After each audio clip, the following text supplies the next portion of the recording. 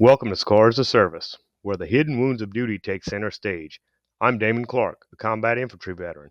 I'm joined by Dannie Martin, Emergency Medical Services, and Michael Ducote, Law Enforcement and Corrections. Together, we're peeling back the layers of trauma from the front lines, whether it's the battlefield, the ambulance, or the streets. These are the stories of what we've lived through, the moments that don't end when the shift does, and how they reshape life off duty. Raw, real, unfiltered, we're here to share the scars you can't see and the strength it takes to bear them. Let's work through it. All right, welcome back to the podcast, SOS, Scars of Service. On this episode, we have Dannie Martin with EMS. How you doing, Dannie? I'm doing good. How y'all doing today? Good. We waiting to get into this thing. We've had the military side of things involving mental health and the service through military, service through law enforcement, and the mental health aspects of that side. Now, which I can imagine would be pretty complex, the mental health aspect of emergency medical services. Yes, sir. Dannie, what made you want to get into EMS? As a kid watching Rescue 911 on the television, I couldn't wait to watch it. It was really interesting just seeing a ambulance show up, basically bring the hospital in the house, or, the things that they would do. I thought it was super interesting. And one day I watched an episode that they got in the house, woman in labor, and said, "Look, got to deliver it right now. We can't leave." And I'm like, "Oh, hell, okay, I'm going to do this. I'm going to do it."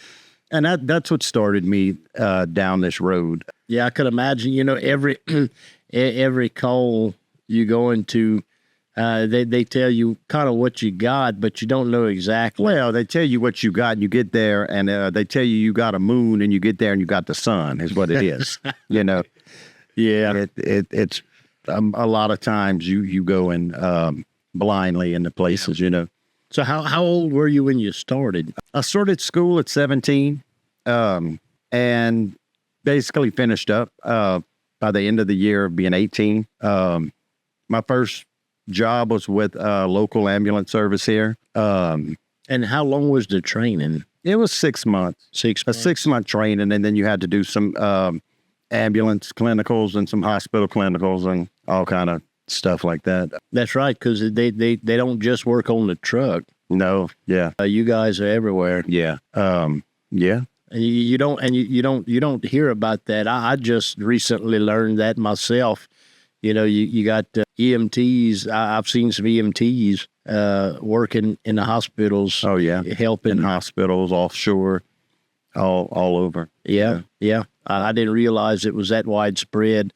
That profession, that particular profession. Yeah, it is. In some places, they're tied in with fire departments.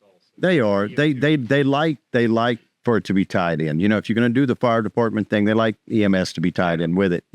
Emergency medical services be tied in with it. I personally was never interested in the fire department part of it. Mine was I always had a need to help people, and along with watching Rescue 911, what really sank into my head that said, "Oh yeah, I'm gonna do this," is seeing these people. As a kid, I'm like, "Oh, they dead. They are dead." These two people show up, put them in back of the ambulance. At the end of the show, they always show them reuniting with the EMTs, paramedics, like, "You saved my..." I'm like, wait, what did they... Yeah. Oh, no.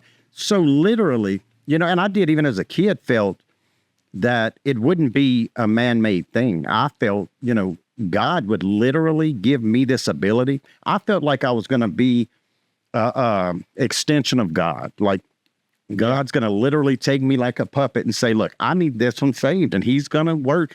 Oh, I've got to do this. I've got to do this. Yeah. And so, like I said, I started with a local ambulance service. It was interesting. Y'all know where I was born and raised at. Oh, yeah. Dirt roads and just downtown, baby. Oh, yeah. Oh, yeah. Just dirt roads. And now you put me on an ambulance and, hey, you got to go. Well, first of all, Well, dirt roads, and a lot of chances for emergency medical. A lot of chances for emergency medical services, and an area where you better hope you didn't need them because they wasn't getting there quick. Yeah. But yeah, so they put me on an ambulance, and the adrenaline that I had, when I was fixing to start, turned into pure fear. It turned into fear. I was scared to death. Like, oh, I want to do this. I want to be able. But then all of a sudden, I'm sitting on this ambulance, and it's like, wait, that little black monkey's on my back now. Yep. You know, it's on you. God, what if I forget something? What if I don't do something? But you know, and in hindsight, I can say that's one of the biggest problems I think in any field would be, what could I have done? What should I have done? Did I do just that? Oh yeah, you can't. You know, type of stage fright. It is a type of stage fright, and for the curtain to come up. And yeah, you're just you know, and about, am I going to get everything right? And one of the biggest pills to swallow, and I didn't swallow it quick, was you can't save everybody. That you can't save everybody. You know, and you go in it, and you thinking, well, I lost them. Like, that's not what I went to school for. That's not what I got this training for. I lost this person. You know, again, hindsight, you look, you can't save everybody. You know, you go to a MVA with a decapitation, nothing you can do. I mean, that's it's a wrap. It's done. You know, grandma died shortly after going to bed. Husband found her the next morning. There's nothing I could have done, no matter what kind of training I had. Nothing you can do. I know, because I've been. I know on the previous episode I talked about, you know, fatalities and wrecks, but as a parish trooper, you know, I ran a lot of calls for the sheriff's office also, and linking up with you guys in that aspect, running calls for the sheriff's office. I remember unfortunately, a lot of suicides I went to with y'all guys, and, you know, one for me was, man, what if one of us could have got to this person just, you know, a minute before he did it. And I don't know how, you know, y'all process that, you know, seeing that. We, you know, because like you said, like anything else in life, you got to get through you first. You know, you got to get through you first. You could do it for a few years, like I did it for a few years, not many years, probably one year before I seen a decapitation, you know. Yeah. And I had seen my little scratches and bumps and wrecks and did my CPR or whatever. So a decapitation, okay, until I seen it. And it's just, your mind can't, you know, your mind can't process that easily. Yeah, you can't process that easily. Any human. Yeah, it's just human nature, you know. You can't process it easily. Yeah. And then you go on and you just see different things. And you know, another thing with emergency medical services is you got to remember, you're not only dealing with your actual patient, you're there and dealing with families too. You know? Oh, yeah. You're dealing with the families too. Like, you go in there and this 19-year-old just shot himself and he's dead. Yep. You dealing with mom and daddy now. You know, you're dealing with mom and daddy now, and that's a big part that starts weighing on you. And that little bottle that starts, get that drop in it to fill up, that you bottling up, is, I did everything I can do. There's nothing we could do.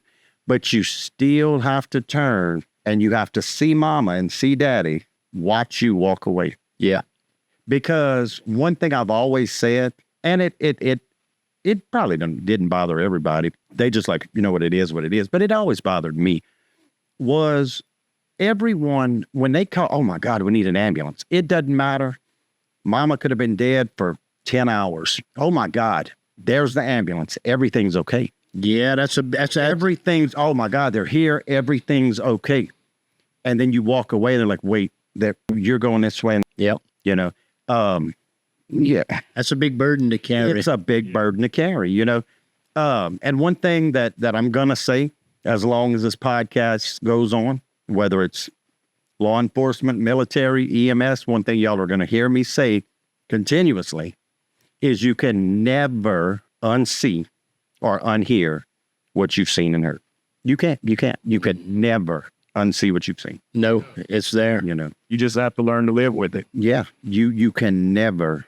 It's kind of like I said, that loss, it's like a loss of innocence, you know. It is. It really is. And then I know I found myself, you know, you do get callous to things, you know, when you've dealt with them enough, you face them in a different light, you know. And another eye-opening experience for me was to one day sit down and realize, wait, the first one I went to like this, I was beside myself. Now, hell, I done did 2 or 3 of them. And, you know, and I'm looking at it different now. And I start soul searching and questioning myself of, just, you know, what's happening to me? Am I getting to where it's just another call to me? Is it just another job to me? You know? Kind of losing the human aspect. And I wondered if I was losing the human aspect of it, you know? Because I'd always vowed to myself, the day that I get in an ambulance or I get on a call or no matter where I'm at, you know, if I'm volunteering for a fire department, working with Paragon Casino as a security EMT, the minute I would get to a patient and say, oh my God, them again, oh, come on, then I need to get out of it. Yeah. I definitely need to get out of it. Because, you know, you do have your frequent flyers. You do know the ones that just, they call them for nothing. They call all the time. But I made a vow to myself. I want a patient that I approach and tend to, I want them to feel like the world don't exist to me. The only thing exists right now is you and your need and your concern. I've had to ride in an ambulance 2 times in my life. Mm-hmm. And one time I thought I was having a heart attack, and the EMT said that the EKG they were doing on me didn't look real great either. Come to find out it wasn't. It was some pericarditis that would cause it to look like that. But those 2 times I went, I was in such excruciating pain and vulnerable. Yeah, you laying in the back. I mean, like, you know, like we're talking about, you need people to reach out to right now. What if I'm dying? Nobody wants to die alone. This person in this ambulance, that's the only person that's there. You need them. You need to feel like they care. You know. And the last time I went, like I said, when the heart attack scare, you know, the EMT that was with me, you know, I was looking at him. I think he's a paramedic. Yeah. I was just looking at him like, if I go, you're the last person I'm going to see. And you're my only hope. And you're my only hope to get me back. And I didn't think about that, but having been on this side, what a trust. And on the other side of that, what a hell of a damn burden that I know you're not thinking about it at the time, the person that's giving the care, but when they get home, you know, I thought about that. What if that had been my last person to see? Yeah. You know, and you guys deal with that, I mean, on the regular. Yeah. You know, and so you just the mental health. Yeah. As you know, you have a lot of old people I've seen over the years. You have a lot of old people that they know they fixing to die. You know, they can't tell you, look, I know I'm having a heart attack. They'll just tell you, no, I'm not hurting nowhere. I'm fixing to die. And one stands out to me. An old lady picked her up. She called just because I feel like I'm going to die. Can you give us, okay, what's going on? What happened? What are you feeling? What went on for you to say, you know what, I'm going to call 911. I'm about to die. I'm not hurting nowhere. I'm good. So we get her on a stretcher and she said, can you take me through my house? Just back me up. That's where my kids were raised. She was in her 80s. That's where my daughter's room was. That's where my son's room was. And she started telling us little stories and put her on a monitor. Just everything was good. Normal sinus rhythm. Everything was good. And we turn around, you know, we fixing to start an IV because you always want to get IV access. And we turn around and I'm getting the stuff to spike the bag. And we look back and probably that monitor was asystole. It was flatline. And she was dead. I mean, we worked her. We didn't get her back. But, you know, then you're like, what the hell? Like, everything was good. Like, yeah. And then, you know, you go through this. Nobody knows when they're going to die. But all I can say is she told me 5 minutes ago, I'm fixing to die. Yeah. Was she right? Was she wrong? Was it coincidence? I'm not a person that truly believes in coincidences. No. But, it happened. But then again, you go on and you don't even have time to process something. And then you get another call, That's, yeah, another call. And one of them we had, and like I'd asked you on our last podcast, does any of this ever come back to haunt you or come back? I call it come back to visit you. And two in particular that truly come to visit me a lot is one, quite a few years back, a woman didn't have the rights, the parental custody rights to her child, and kidnapped him from the ex-husband, and was just driving really fast, not paying attention, under the influence, and hits the back of a truck. And she's unconscious. We working on her, just doing what we can. Well, she come conscious just long enough. I mean, the car was crushed. We looked in there, didn't see that. She come conscious just long enough to say, "Is my baby okay?" Oh, baby. Oh, man. What? And that wouldn't be the case now, but I was the skinniest one there. Multiple ambulances. I was the skinniest one there. So there was an opening at the floorboard where I could just squeeze myself in. And I got in, cut myself on glass. And when I turned, I'm facing a 6-year-old girl, just completely scalped. Just half of the skin on her skull just laying there, and just her eyes is open. And I'm literally 6 inches from her. Just, wow. And just obviously DOA. Yeah. That little girl comes visiting me often. Nothing we can do, but that she visits me. And another one is an old lady pulling out from a store, went the wrong way on a 4-way. Person oncoming and her both 70 miles an hour, 140 mile an hour impact. It was an older man in the truck, didn't realize that it was coming toward him, just like, maybe I'm getting up behind her, and they no brakes or nothing, and they hit. Yeah. So we get there, the engine, the steering wheel was just literally crushed this old lady to the seat. And we get there, and she's still alive and conscious. And of course, I mean, we couldn't barely get into her, couldn't do nothing. We're trying to wait for extrication and stuff. And literally when you pinned in like that, just almost your backbone pinned in, once you release that, that's it. Yeah. Yeah. And we know that. And she had a lot of fatal injuries, obvious. We couldn't get to her. We did break the window to get oxygen to her, lean in. A paramedic I was working with started an IV, did what we could, wait on extrication.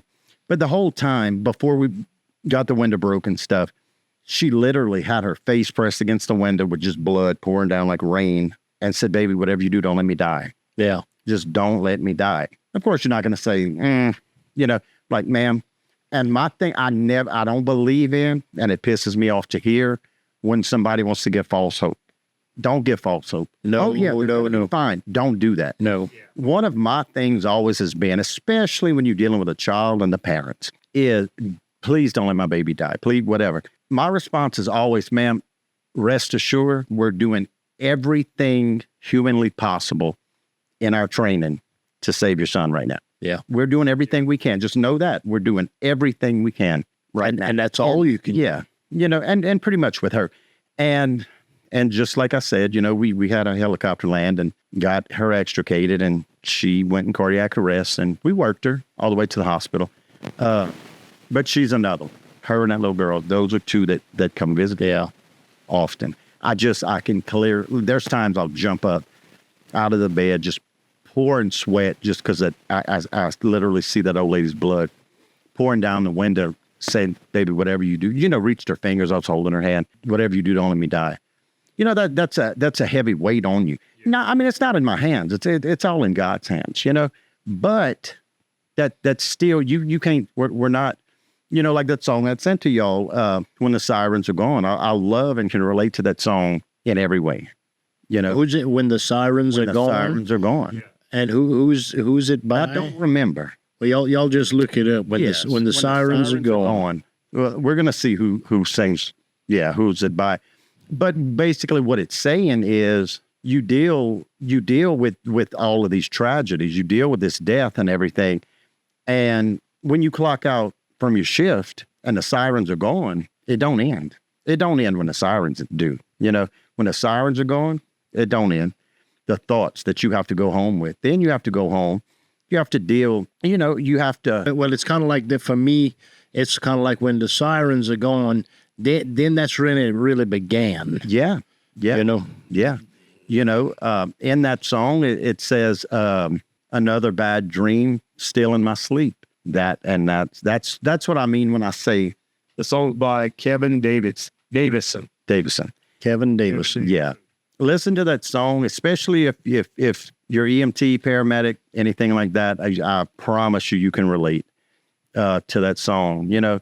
And another thing, you know, dealing with all of this, you're so programmed, and kind of like the last podcast with you, Mike, you know, you have these older ones that are trying just so hard and so callous to just suck it up. Just, you chose this field. It's not that. It just deal with it. That's what you chose. Just deal with it. And I did for a long time. You know, I did. Like, I thought, you know what? This is just normal. Jumping up, sweating, a few times, jump up so fast, just like I was there, fall out of my bed. And okay, this is normal. I mean, this is the career I chose, and this just comes with it, you know? It kind of like it was supposed to be like your own personal little badge of honor, all of the trauma that you're carrying around. Yeah. Your cross to bear. Your cross to bear. And that's just what I have to do. And I decided at one point I'm going to go see, get mental health, you know, get mental health. Yeah. And So how did it go that first time, that very first time that I went, that you went? Okay. So I'm going to say this, no offense to nobody, but I'm very much pro, again, hindsight's 2020. I'm very pro counselor, not psychiatrist, because my first time was a psychiatrist, and Mine too. and I'm very much a person that how I see it is how I need to see it, and how I'm going to say I see it. You know, and what I found with a psychiatrist was they are so textbook. And wait, stop right there. You know, Yep. that's not what happened. This is how. No, that didn't. This. Don't tell me what happened. That's why I didn't. That's why I didn't. Tell me. Were you there? Exactly. Don't tell me what happened. No. You know, and fast forwarding a little bit, another psychiatrist, you know, along with the mental health stuff, at one point, years and years ago, I was in a really bad wreck right here, in this town right here, Yeah. really bad wreck. And I remember that. yes, and one of my best friends died Yeah. in my wreck, you know, which I guess it goes without saying. All your training goes out the window at that point when it's one of yours, you know, one of your own, your family. Yeah. But so after that, and you know, I was at fault in this accident, and that was a lot to carry, a lot. And again, it just ended up that I went seeing a psychiatrist, you know, first. And it was just very much just telling me, no, that's not how it is. This is how. You wasn't there. You were not. So that didn't last long. That lasted. Trying to direct. Yeah, they're trying to direct me Yeah. how I should think, how I should feel. That ended quick. I don't even think I went. Yeah, And all you have is a hammer. Every problem. every problem's in there. Yeah. So I left. I don't think I went back a second time. And I ended up, somebody told me to go see a counselor. I was very gun shy. I'm like, you know what? If it gets to this point, because, you know, all the things I've done lived with my career, now it happened to me, and it was surreal. And I'm like, you know what? I'll suck it up till I pull the trigger. And that's just what I'll do. So I decided to go to this person that they suggested. And I get there, I'm the only person there. And this guy pulls up with a beer belly. I could see his stomach under his shirt, real tight shirt, blue jeans, a little saggy, gray hair and a ponytail. And he walks up and introduces himself as the person I'm there to see. And I'm like, oh, hell no. Oh, hell. Look, I knew I shouldn't have come. I should not have come here. And I even told him, I'm like, you know what? Maybe this was a mistake. He said, just give me a minute, okay? He said, look, he said, I can't start my day off. And through what I'm telling y'all, just remember, hindsight's 2020. I can't start this session off till I had coffee. Do you want some coffee? So we made coffee. It's just me and him there. Made coffee. And then we go in there. I got to fill out some paperwork and all of that. And looking at his appearance, I'm thinking, oh God, he's here for the money. Like I'm here needing somebody to hear me. Yeah. And he's here for that's what I'm thinking. So, and he disarmed you. and I'm a little skeptical of opening up. And he's seen when I clammed up and would ask me things to open me back up real quick. Next thing I know, I look up, he's not saying nothing. I look up and I see a tear coming down this man's face. I'm like, okay, I don't know. So I continue. Then he goes back to childhood. I go with childhood. I go with my career. I go with just different things happening. And I'm still thinking, I ain't coming back to this person. I'm not, because of course you're going to act like you care. He getting paid good money you get to paid care. good money. Yeah. You're getting paid good money. Yeah, of course you're going to act like you care. Yeah. And literally, we were done. He sat there for a minute staring at me. And I was so uncomfortable, y'all can't even imagine. He looks at me, stands up, walks to me, literally grabs my hand to open it, hands me my insurance card, and says, when you started here, I wanted to see you twice a week for an hour. He said, I want to see you 3 times a week for 2-hour sessions. Here's your insurance. I don't want a copay, and I don't want to bill your insurance. Man. He said, you are what I went to school for. I want to see you 3 times a week, 2 hours at a time. I'm not billing your insurance. I don't want your copay. He said, not only is here's my cell phone number, here's my wife's cell phone number. Dude, Here's my mama's house number, because I go there a lot. oh, you can't, I got to get his number. He said, I go there a lot. He had a completely different approach. He did. Yeah. He said, he said, you are what I went to school for. And he said, you need my help. And he said, I am more than willing to help you. And I'm not going to go into much more with him, but I will say broad statement. When he said, I'm here to help you, that man was there to help me.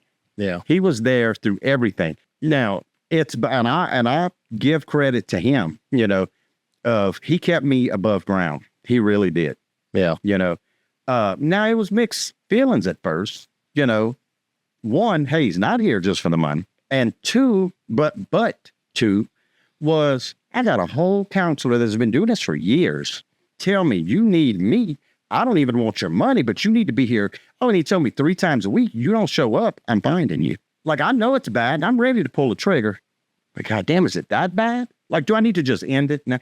So it was mixed feelings on that. Yeah. It's like, oh, shit. Is it that Yeah, bad? 'cause That you don't even want my money?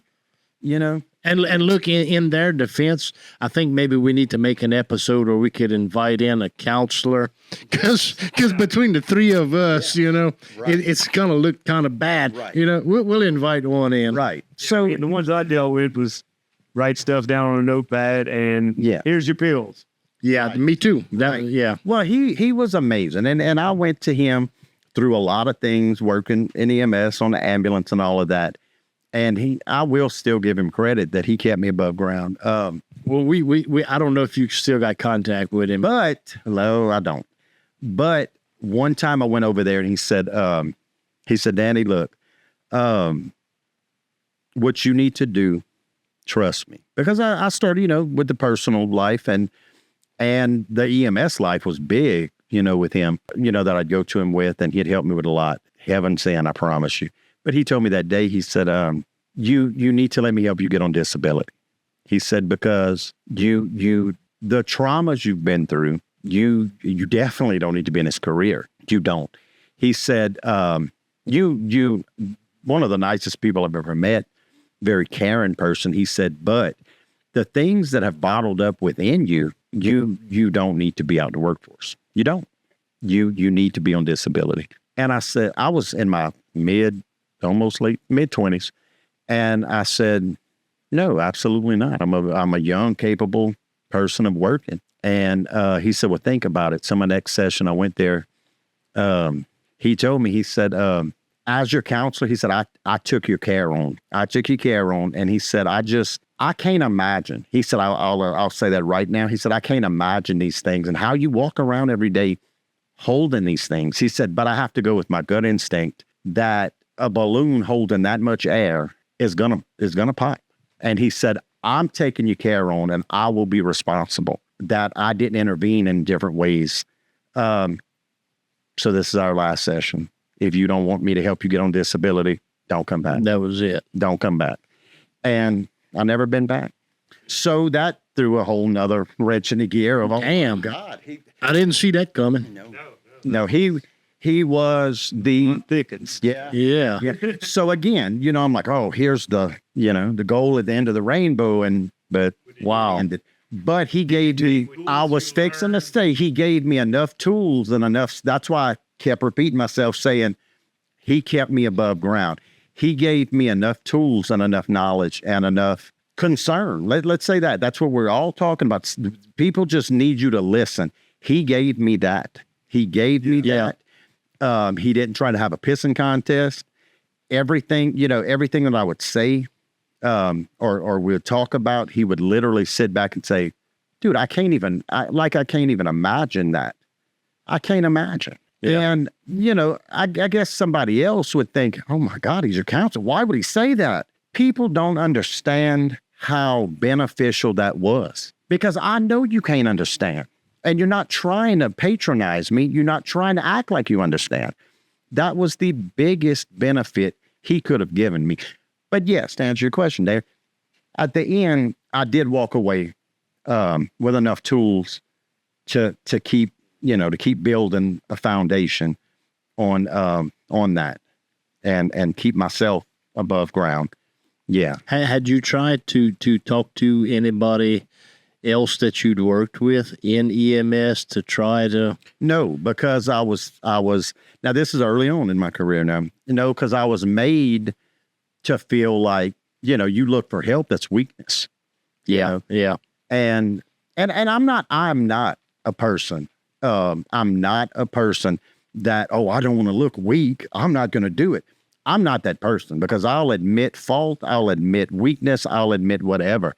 But because it was a sign of weakness, I already knew there's no need me approaching you.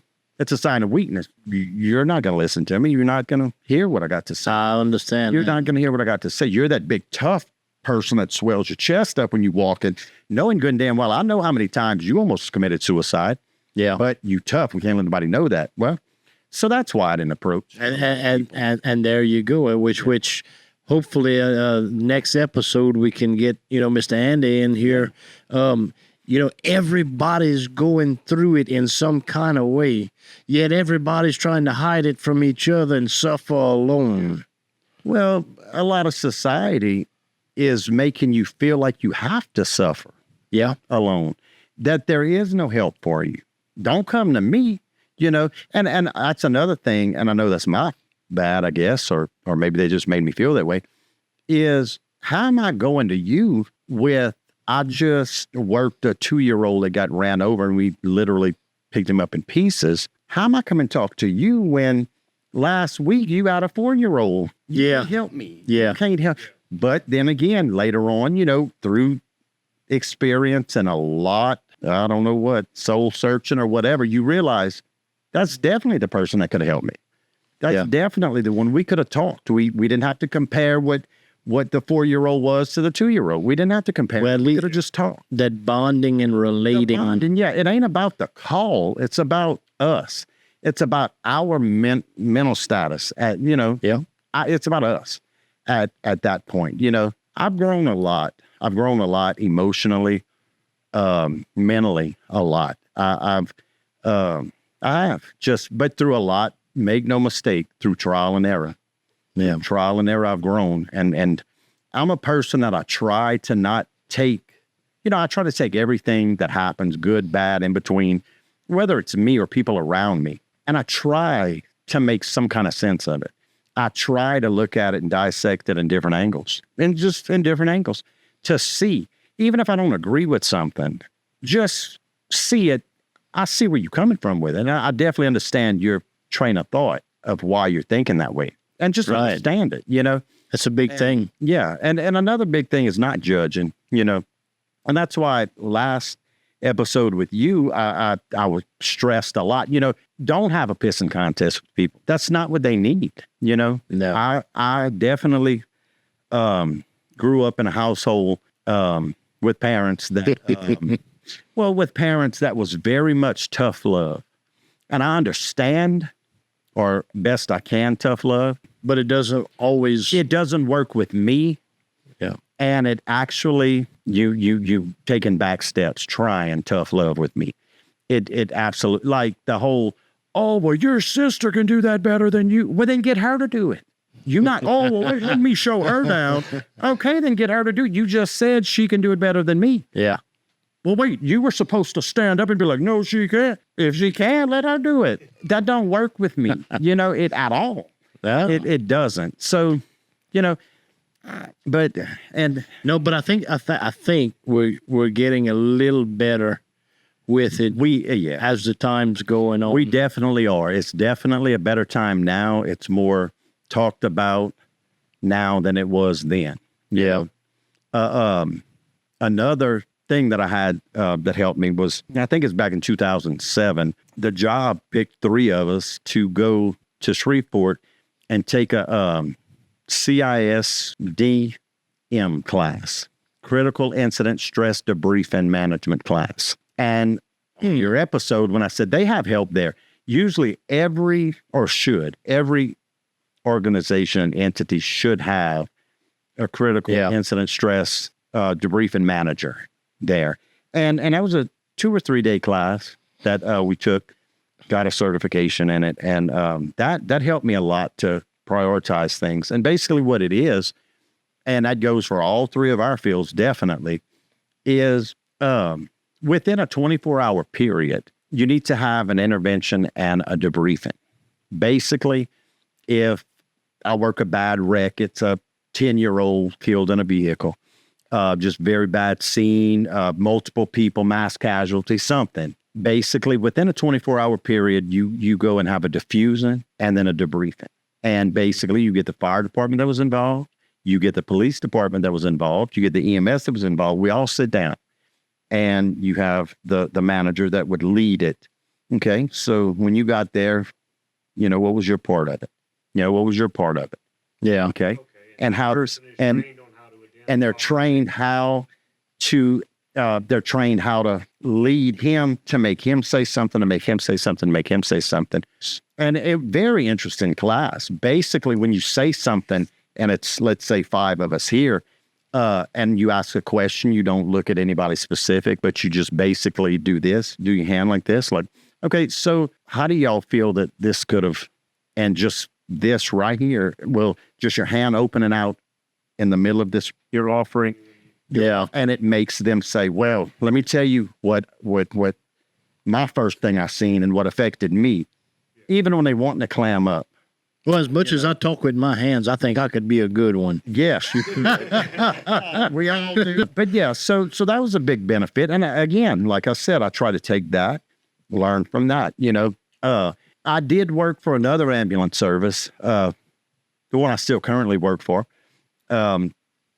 And they were put to the test a few years back. Going through school, you hear working on an ambulance, and I'm sure y'all have heard it too. So it's nothing like losing one of your own. Okay, what does that mean? Losing one of my own, not your family, one of your own, one of your brothers.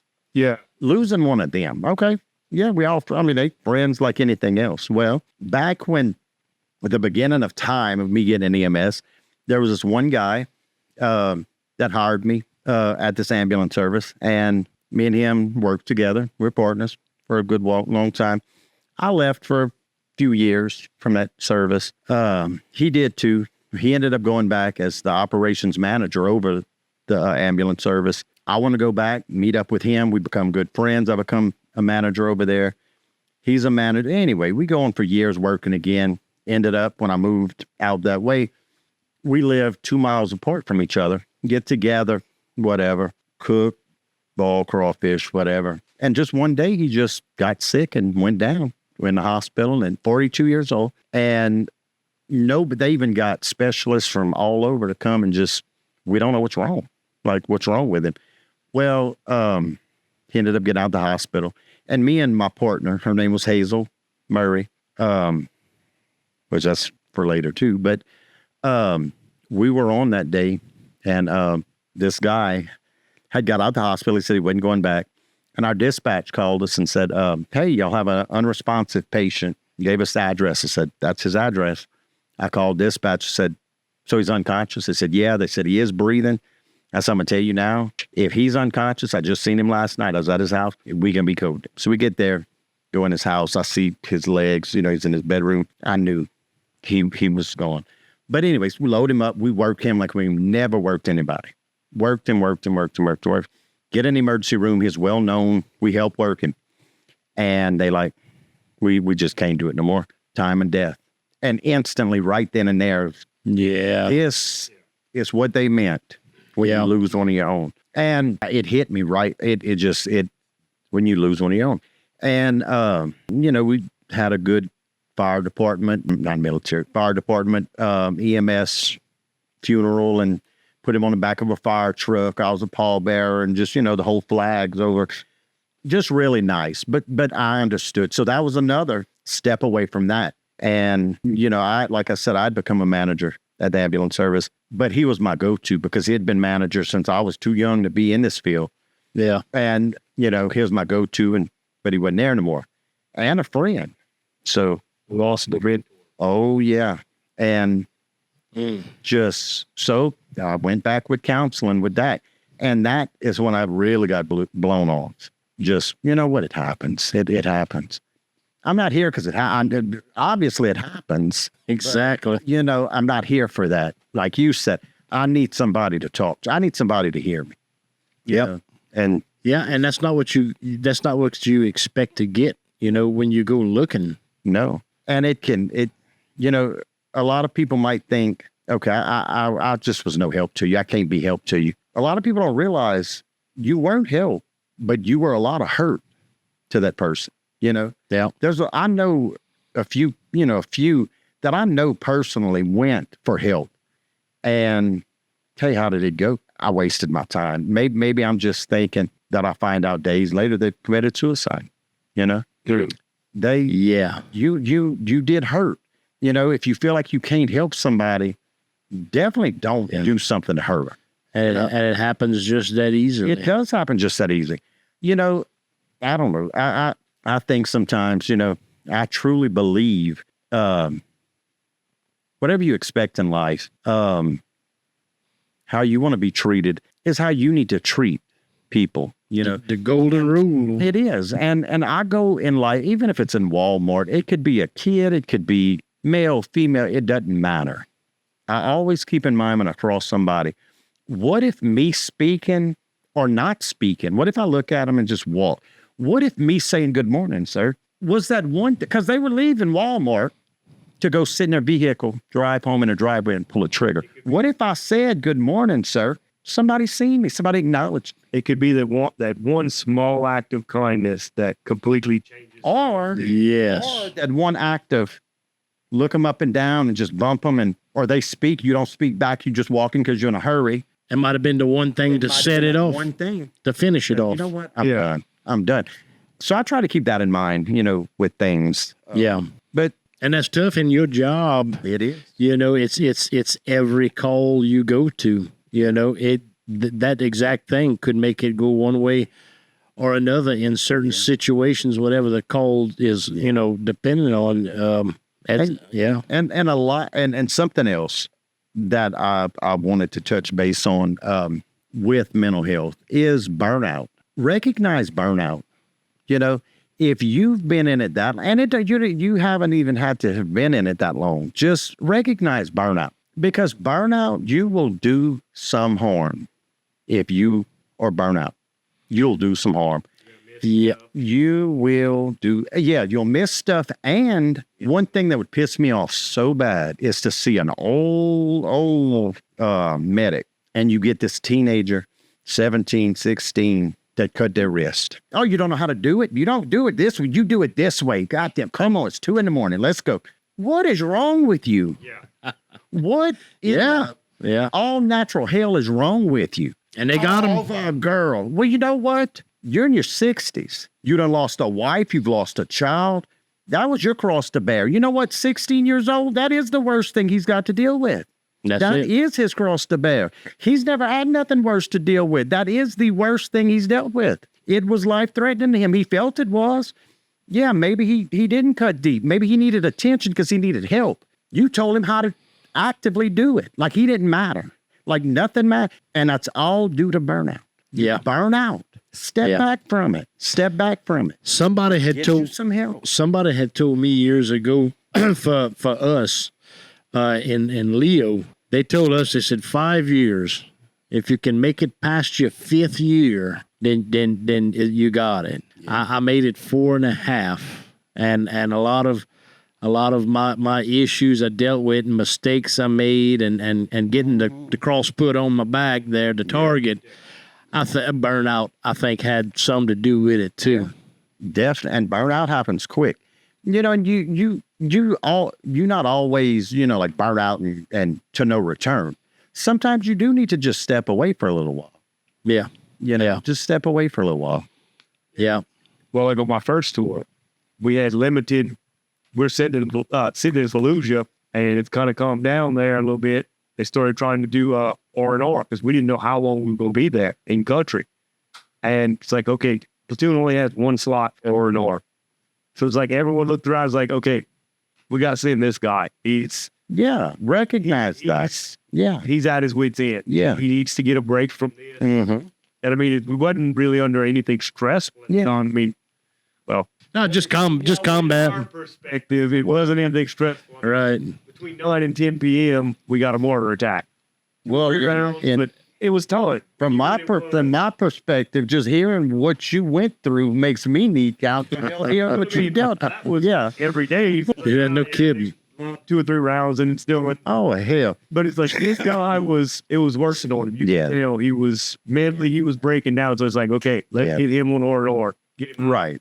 Get him a new environment for a little while. Right. Let him breathe easy. Yeah. But you know, when I, about a year ago, I approached some guys and said, I'm feeling, this way about, going through this and losing my career and being offered no help before it happened and just kind of being pushed out and left at my own, whatever I could do for myself, and forgotten about. I wanted to try to get some guys together to start talking about this, to just, get some kind of awareness of it. And Danny, you're the one that said, how about we do a podcast? And I thought, it was like, man, I wouldn't even know where to start with that, But I didn't either, but it sounded like it sounded to me like that was the best way to get it out.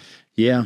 And because of you coming up with that, I hope it's blessed, and we'll have a lot more different guests to come up, But the through all of it, what have you found in your particular field, day to day, the coping and the just everything? Where are you now on that journey? Okay, so where I'm at now with it is again through trial and error, and a whole lot of praying to see things and understand things. Right now, where I'm at with it is to just I don't know how to just understand that you can't save the world. You can't save the world, and understand that things do happen, and they're not your fault.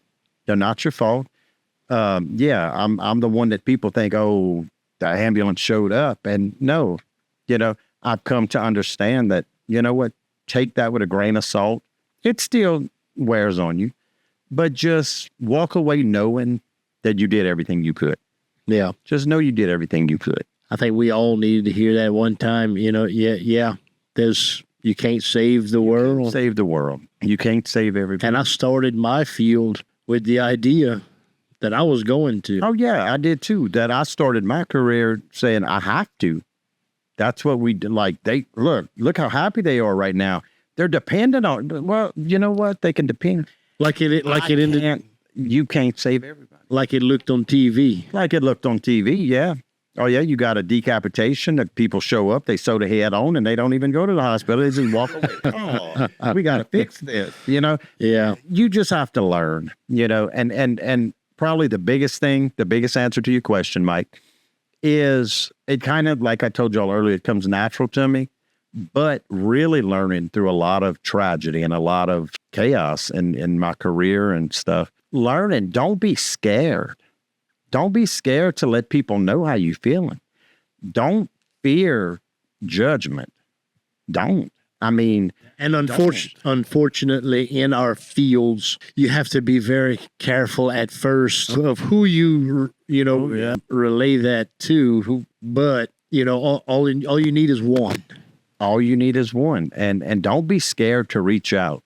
And I think it was you, Mike, or Damon, one of y'all said earlier, if you reach out and that one, you kind of feel like they dropped you, don't get discouraged with it, because not everybody's like that. There are people, we wouldn't have this podcast going on if there weren't people there that realize this and acknowledge. And one example of this is, Mike, me and you went to school together, high school together.